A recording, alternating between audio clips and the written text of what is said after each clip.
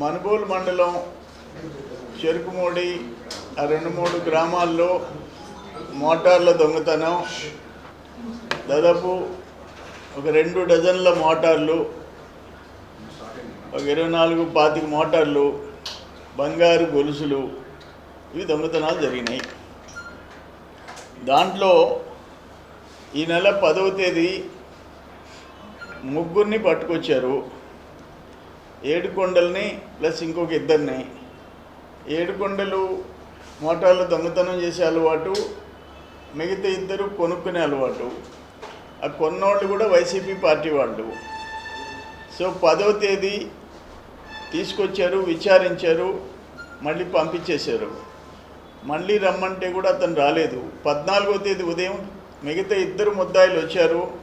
వాళ్ళు యాక్సెప్ట్ చేశారు, మేము దొంగతనాలు చేసింది వాస్తవం, మోటార్లు దొంగతనం చేసింది ఎక్కడ అమ్మింది అన్ని వివరాలు చెప్పేశారు. ఈ ఏడుకొండలు రాలేదు. ఆ ఊర్లోనే బంగారు గొలుసు దొంగతనం చేశాడు, సేమ్ క్యాస్ట్. ఆమె పోలీసులకు ఫోన్ చేసింది, ఇక్కడ మీ స్టేషన్కి రాకుండా మందు తాగుతూ ఉన్నాడు అని చెప్పి ఆమె ఫోన్ చేసింది. పోలీసులు పోయినారు అక్కడికి. పోలీసులు పోతే తీవ్రమైన సెడేషన్లో ఉన్నాడు. తీసుకొచ్చి మనుబోలు ప్రైమరీ హెల్త్ సెంటర్కి తీసుకొచ్చారు. అక్కడ ఉండే పరిస్థితి బాగాలేదని మళ్ళీ గూడూరుకి తీసుకుపోయాడు. అప్పటికే అతను చనిపోయి ఉన్నాడు.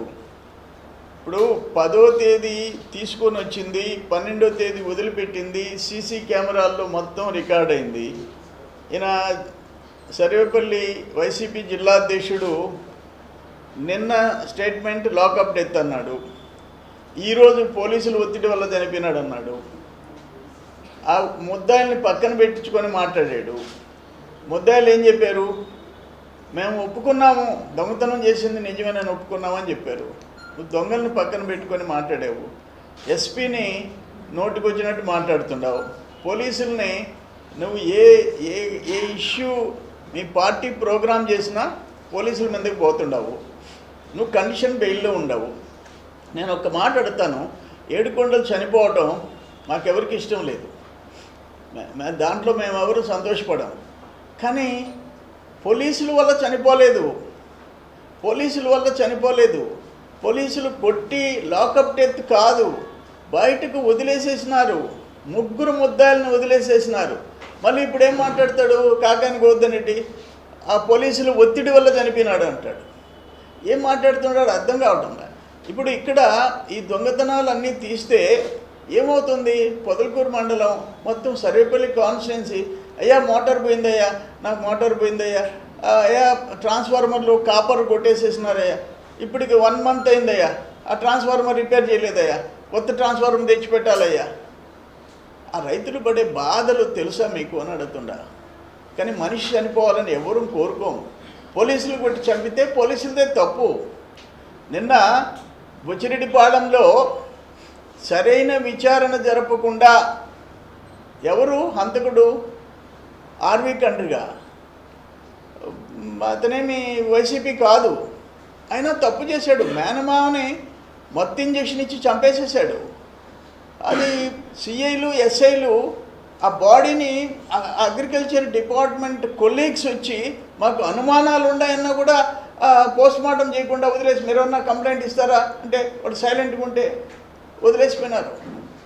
అది విచారించి ఈరోజు ఎస్పీ గారు, ఐజీ గారు సీరియస్ తీసుకొని సస్పెండ్ చేశారు. సిఐని ఎస్ఐని సస్పెండ్ చేసి 20 చిల్లర మంది కానిస్టేబుల్స్ని ట్రాన్స్ఫర్ చేశారు. మీకు ఎస్పీ గారి గురించి ఒక మాట చెప్తా. మీ పాత నోటోరియస్ లేడీ వైసీపీ టైంలో అరుణ, ఆమె బ్యాచ్ చేసిన దుర్మార్గాలు, బ్లాక్మెయిల్లు, వాళ్ళ వల్ల కొంతమంది ఆత్మహత్యలు. ఎక్కడున్నారు ఇప్పుడు? ఏ యాక్ట్ పెట్టింది? పీడీ యాక్ట్ పెట్టి బొక్కలో వేసింది. ఎప్పుడు రౌడీ ఆమె? వైసీపీ టైంలో రౌడీ.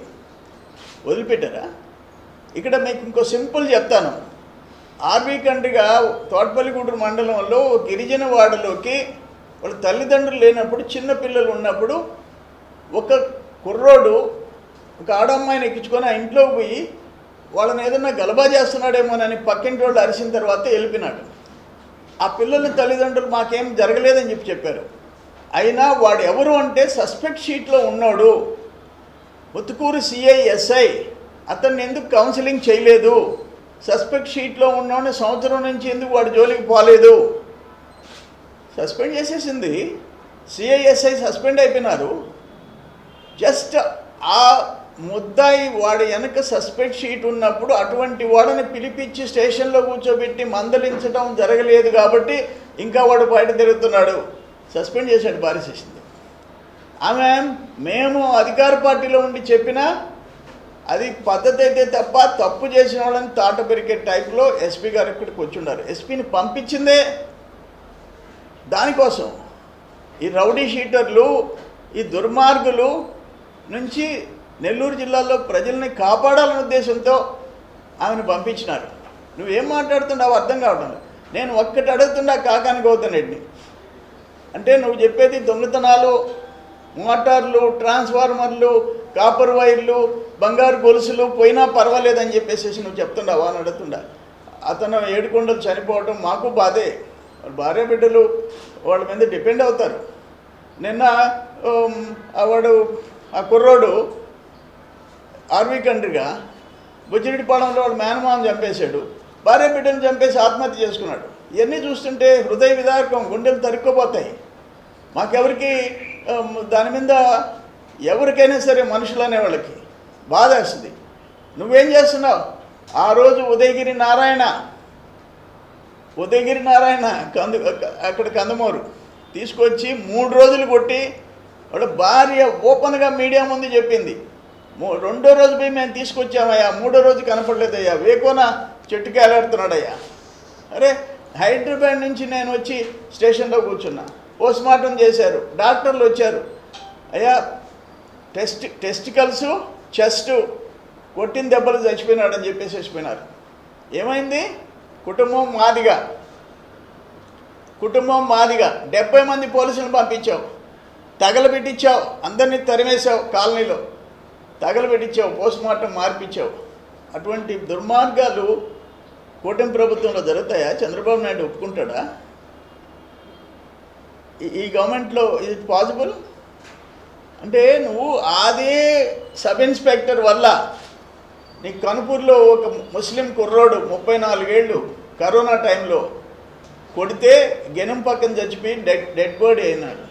ఇంకో పిల్లోడు వాడు 20 ఏళ్ళోడు, పెళ్లి కాలే, వెంకటాచలం పిల్లోడు, కరోనా టైంలో ఏదో చెట్టు కింద ఫ్రెండ్స్తో కూడా బీర్ తాగుతుంటే నువ్వు తరిగి కొడితే రాత్రి పోయి వాళ్ళ అమ్మ చెప్పింది, కాపటం పెట్టానయ్యా, ఒళ్ళు నొప్పులు, కరీముల్లా సార్ కొట్టాడు అని చెప్పాడయ్యా, ఉదయానికి డెడ్ బాడీ అయ్యా. ఇటువంటి పాపాలు ఎవరు చేశారు? 2016లో నువ్వేం చెప్పావు? ఇప్పుడు సంచలన ప్రెస్ కాన్ఫరెన్స్ అని చెప్పాడు, నీకు నోట్ ఏం పంపించాడు? ప్రెస్ మీట్ సంచలనం. 2016లో కూడా సంచలనం. నేను కడపలో ఉండా, MNC election, B Tech Ravi election గురించి సంచలనం అంట. నేను నాకు జర్నలిస్ట్ మిత్రులు ఫోన్ చేశారు, కానీ ఆయన తెల్లారని ఏం చెప్పాం. అప్పుడేం చెప్పావు? 1000 కోట్ల ఆస్తులు డాక్యుమెంట్లు పెట్టావు. ఇప్పుడేం చెప్తున్నావు కోర్టులో? నేను అమాయకుడిని, వాళ్ళు చెప్తే నమ్మానంటున్నావు. ఆయనకి మళ్ళీ డాక్టరేటు. కర్మ. ఈరోజు నువ్వు ఇది ఒక దొంగతనాలు జరగటం కరెక్ట్ కాదు, దొంగల్ని ప్రోత్సహించడం, నువ్వు వెనకేసుకొని రావటం కరెక్ట్ కాదు. అబ్బాయి ఆత్మహత్య చేసుకోవటం ఎవరికి తృప్తి లేదు. ఇటువంటి పనులు నువ్వు అసలు ఏం మాట్లాడుతున్నావు? నువ్వు ఒక నెల్లూరు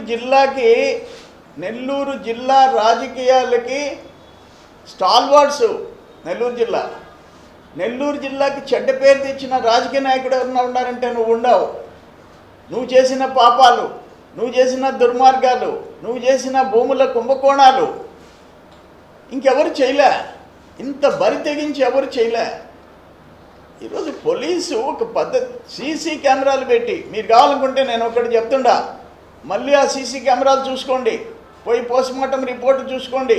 ఆ బాడీ తగలబెట్టుకుని ఉంటే మళ్ళీ కావాలంటే రీపోస్ట్మార్టం చేయించుకోండి. పోలీసులు కొట్టి చనిపోయినారని తెలిస్తే ఇమ్మీడియట్గా అందరినీ సస్పెండ్ చేయమని చెప్పేసి నేనే హోమ్ మినిస్టర్తో మాట్లాడతా, డీజీపీతో మాట్లాడతా.